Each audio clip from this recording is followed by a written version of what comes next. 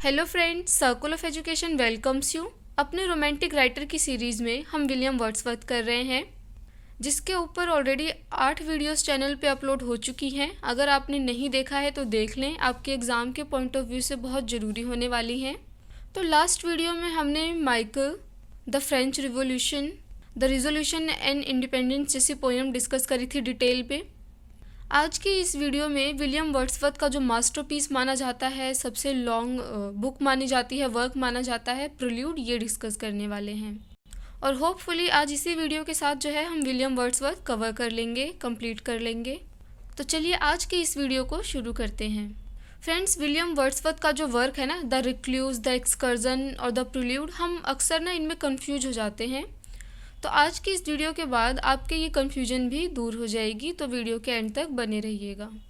तो आपकी कन्फ्यूजन को दूर करने के लिए मैं आपको एक बेसिक चीज़ में समझा देती हूँ कि होता क्या है कि वर्ड्सवर्थ जो है प्लान करते हैं, एक बड़ा सा लॉन्ग नरेटिव वर्क लिखने की कोशिश करते हैं कि वो एक बहुत लॉन्ग पोएम लिखेंगे जिसका नाम उन्होंने सोचा हुआ था रिक्लूज। ठीक है, तो वो रिक्लूज लिखने का उन्होंने सोचा था और उन्होंने ये सोचा था कि प्रिल्यूड और द एक्सकर्जन जो है वो रिक्लूज के पार्ट होंगे।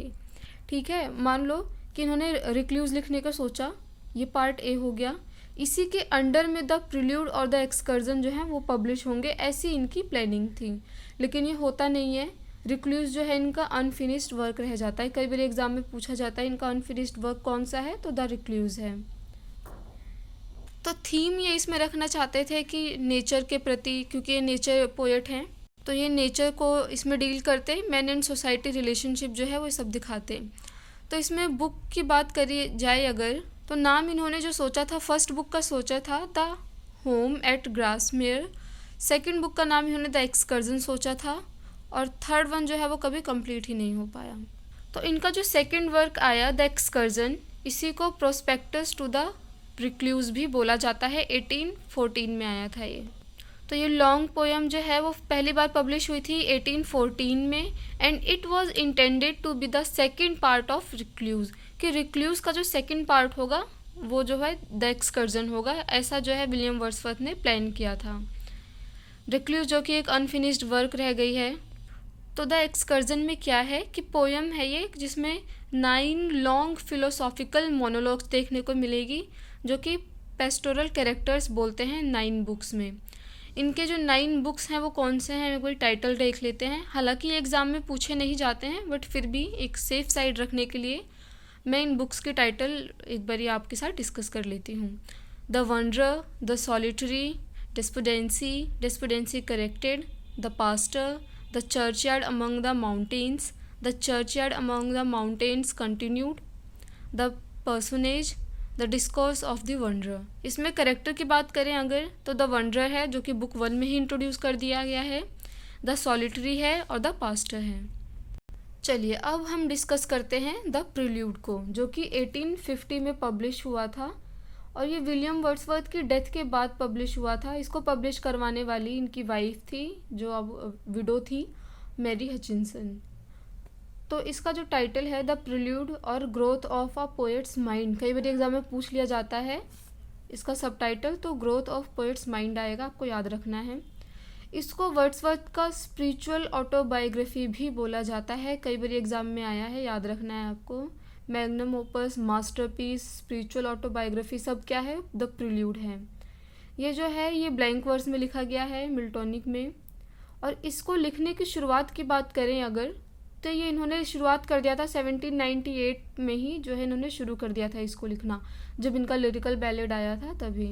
और ये 1805 तक ना कंप्लीट हो चुका था, लेकिन विलियम वर्ड्सवर्थ ने इसको पब्लिश नहीं करवाया था। ये पब्लिश हुआ है 1850 में आफ्टर हिज डेथ, जिसके लिए टर्म यूज़ होती है पोस्टह्यूमसली। कई बार आप लोगों को नहीं समझ आता है, तो इसलिए मैंने आफ्टर डेथ लिखने के बाद इस टर्म का यूज़ किया है। और किसके एडिटरशिप में ये पब्लिश हुआ था, मिस्टर कार्टर के। और कार्टर कौन थे, सेक्रेटरी थे विलियम वर्ड्सवर्थ के। ठीक है, तो Prelude was intended to be the first part of Recluse, लेकिन ये हो ही नहीं पाया था, कंप्लीट नहीं हो पाया था, अनफिनिश्ड वर्क रह गया था रिक्लूज इसका। तो जब ये वर्क लिख रहे थे ना वर्ड्सवर्थ, तो इसका नाम उस वक्त उन्होंने सोचा नहीं था, कोई टाइटल नहीं दिया था, तो सिंपली इन्होंने इसका नाम दिया था पोएम टू कॉलरिज। तो ये द प्रिल्यूड जो है ये बाद में पढ़ा था, इससे पहले जो वर्ड्सवर्थ ने इसको नाम दिया था अपनी तरफ से, वो पोएम टू कॉलरिज दे रखा था। लेकिन आफ्टर हिज डेथ, उनकी डेथ के बाद जब उनकी जो वाइफ और जो विडो होती है मैरी हचिंसन, वो इसको पब्लिश कराती हैं और इसको नाम देती हैं द प्रिल्यूड। तो 3-4 क्वेश्चंस तो आपके यही आराम से बन गए हैं कि किसने पब्लिश किया, कब किया, और पहले टाइटल कौन सा था, प्रिल्यूड किसने दिया। ये सब जो है क्वेश्चंस एग्ज़ाम में बनते रहते हैं, आपको ध्यान रखना है। तो इसके जो है वो 3 वर्जन्स भी आए थे पोएम के, ठीक है। तो 1799 में जो प्रिल्यूड आया था, इसको 2 पार्ट प्रिल्यूड भी बोला जाता है। फिर आया 1805 में प्रिल्यूड, जिसमें 13 बुक्स थी। फिर 1850 में जो आया उसमें 14 बुक्स थी। तो अगर सिंपल क्वेश्चन बनता है कि प्रिल्यूड में कितनी बुक्स हैं, तो आप 14 पे ही टच करेंगे। लेकिन अगर डेट के साथ पूछ लिया जाता है कि 1805 में जब प्रिल्यूड आया था तो उसमें कितनी बुक्स थी, तो वो 13 बुक्स आएंगी।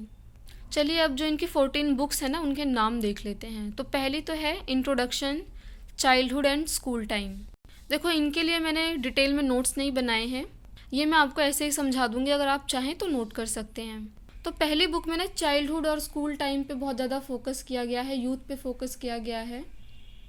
और जो दूसरी बुक है इनकी, जिसको टाइटल दिया गया है स्कूल टाइम, ही कंटिन्यू इसमें दिखाया गया है।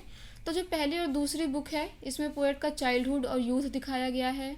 उन्होंने स्कूल छोड़ दिया है और अब वो अब्रॉड के लिए चले गए हैं।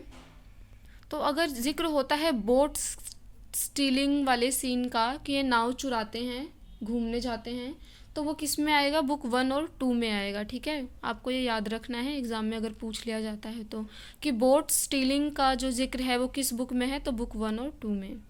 बुक 3 जो है इसकी, उसका टाइटल है रेजिडेंस एट कैम्ब्रिज। तो बुक 3 में इनको थोड़ा सा मिच्योर दिखाया गया है, जो यूनिवर्सिटी में पढ़ रहे हैं, क्लासेस अटेंड कर रहे हैं। बुक 4 का टाइटल है समर वेकेशन। यहाँ पे ये जो वेकेशन में एक्टिविटीज़ करते हैं उसका जिक्र है, घूमने जाते हैं। इनकी इमेजिनेशन पावर जो है वो यहीं पे इस समर वेकेशन में ही स्ट्रांग होती हुई इनको दिखती है, तो यहाँ पे इसका जिक्र है। बुक 5 का टाइटल ही बुक्स है। बुक 6 का टाइटल है कैम्ब्रिज एंड द एल्फ्स। फिर है 7 रेजिडेंस इन लंदन। 8 है retrospect love of nature leading to love of man. फिर है रेजिडेंस इन फ्रांस, जो कि कंटिन्यू है बुक 10 में भी, continue in residence in France. फिर 11 में भी यही कंटिन्यू किया है इन्होंने, रेजिडेंस टू फ्रांस। और यहीं से जो है फ्रेंच रिवॉल्यूशन का जो इम्पैक्ट है वो देखने को मिलता है, कि वहाँ फ्रेंच रिवॉल्यूशन हो रहा होता है और वर्ड्सवर्थ जो है उसको किस तरीके से देख रहे हैं। तो जब हमने पोएम करी थी ना लास्ट वीडियो में फ्रेंच रिवॉल्यूशन वाली, तो वो जो पोएम ली गई है वो बुक 11 से ही ली गई है, हमको याद रखना है। बुक 12 है imagination and taste, sorry my mistake. So book 12 है imagination and taste, how impaired and restored। Book 13 है imagination and taste, how impaired and restored, यही जो है इसमें कंक्लूड हो जाती है। और बुक 14 जो है वो है कंक्लूजन।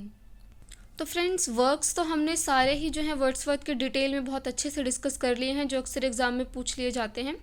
अभी ना थोड़े से कमेंट्स देख लेते हैं 2-4, जो विलियम वर्ड्सवर्थ के ऊपर किए गए थे और एग्ज़ाम में पूछ लिए जाते हैं। तो रॉबर्ट ब्राउनिंग का एक वर्क था लॉस्ट लीडर, उसमें इन्होंने वर्ड्सवर्थ के लिए बोला था, just for a handful of silver he left us, just for a ribbon to stick to his coat. तो होता क्या है कि जब विलियम वर्ड्सवर्थ जो है एक्सेप्ट कर लेते हैं पोएट लॉरेट बनने के लिए, जब वो पोएट लॉरेट बन जाते हैं, तो रॉबर्ट ब्राउनिंग जो है उनको एक्यूज़ करते हैं, उनको जो है बोलते हैं कि just for a handful of silver, कि कुछ चंद सिक्कों के लिए, चांदी के सिक्कों के लिए इन्होंने हमें छोड़ दिया। जॉन क्रो जो है वो बोलते हैं, one of the Giants of English poetry. तो टिंटन एबे जो पोएम है ना वर्ड्सवर्थ की, ये एक नॉवल भी है। थॉमस लव पीकॉक ने जो है एक नॉवल लिखी थी टिंटन एबे। और टेबल टॉक जो है एक एस्से है एस्ट्री कॉलरिज का। और द फ्रेंच रिवॉल्यूशन एक पोएम है जिसको विलियम ब्लेक ने भी लिखा है। तो ये सिमिलैरिटीज़ वाले क्वेश्चन भी कई बार एग्जाम में बन जाते हैं, तो आपको याद रखना है। और पीबी शैली के कमेंट की बात करें तो उन्होंने वर्ड्सवर्थ को अ मॉरल यूनिक भी बोला है। साथ ही साथ शैली ने इनको अ वंडरिंग स्पिरिट भी बोला है। और वर्ड्सवर्थ ने खुद के लिए भी कमेंट किया था, that every great poet is a teacher, I wish to be considered as a teacher. तो ये थे कुछ मीनिंगफुल कमेंट्स जो कि वर्ड्सवर्थ के ऊपर हैं, जो एग्ज़ाम्स में अक्सर पूछ लिए जाते हैं, आपको याद रखना है। और इसी के साथ जो है हमारी वर्ड्सवर्थ के ऊपर जो सीरीज़ है ये कंप्लीट होती है। नेक्स्ट वीडियो से हम जो हमारे अनदर रोमांटिक पोएट्स हैं उनको कवर करेंगे, और जब ये हमारे राइटर्स जो हैं पूरे कंप्लीट हो जाएंगे तब हम MCQ सीरीज़ लाएंगे, ताकि आप जो है साथ ही साथ चेक कर सके अपनी नॉलेज को, अपनी मेमोरी को। तो आज इस वीडियो के साथ हम वर्ड्सवर्थ कंप्लीट करते हैं। नेक्स्ट वीडियो से हम PV शैली स्टार्ट करेंगे। Thanks for watching this video.